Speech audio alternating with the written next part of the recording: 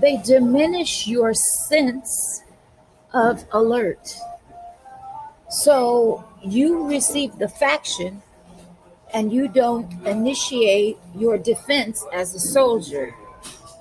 They do it in the schools. They're programming you on the computers.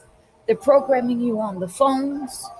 They have you attacking the people of strength like me in the community that can give you a lifeline, raping me.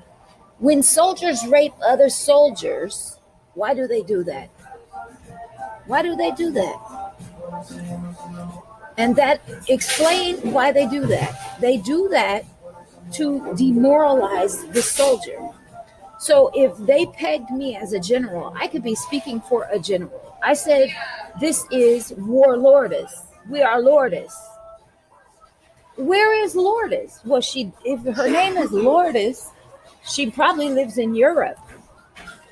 You have your command. You have occupations all around the world that is steering your events in your country. That doesn't mean that you're in the United States. You just have me speaking for you and you're in Europe so that the faction can't kill you. Okay? But you got me held hostage here and I could be fighting for Germany. I could be fighting for Cuba. I could be fighting for India. I could be fighting for Pakistan. But because I'm in the U.S., you figure I'm fighting for the U.S. I could be a frontline general for the United Nations fighting this global pandemic around the world. I deal with all kinds of people, and I say things, people get mad at me because I shop. People are always raping me and attacking me with dogs. You don't have the authority to attack me. And you could go to prison at Guantanamo Bay for raping me. Just know, especially if you're a soldier. And then they have my own kids and it's attacking me because they know the only way we can really rape this person, we got to have one of her kids do it. Alex, Robert, or Antonio. Let's get them to harm her. Because if we do it, we could face steep consequences. Why do you feel that way? Because her Verichip is telling us something. And we want to break her down. We want to break her strength down. First of all, we don't want her to be help for anybody who may be immune deficient.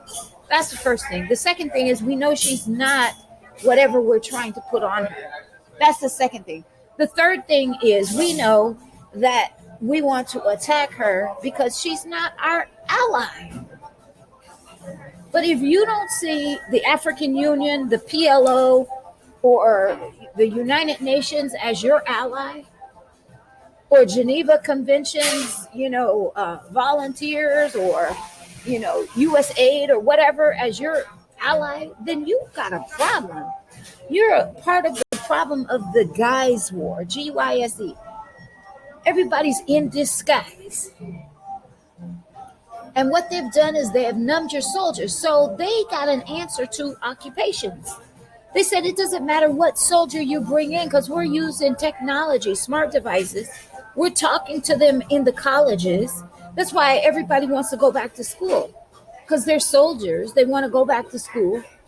They might be in occupation, and we want to inculcate them on the computer to turn them against the government, to cause them rebellious, because the government that they're brought to support, we don't want them supporting that government, okay?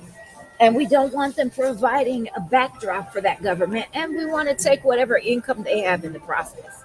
The more they reduce you, keep you from having housing, keep you from having employment, keep you from showering and bathing, having you lay in the street, having you do animals, destroy your health, destroy your mentality. And I'm not condemning people for what they're doing. I'm explaining it. Having you chasing the butter roll. See, they play into your human nature. You're a hunter. You're a gatherer. So listen, when you see women shopping and you see people drinking Starbucks, pay attention to when sales at the GPO go up, a lot less, Target, Kmart. And pay attention when coffee sales go up, right? Because that's emergency mode and people are talking war battle strategy.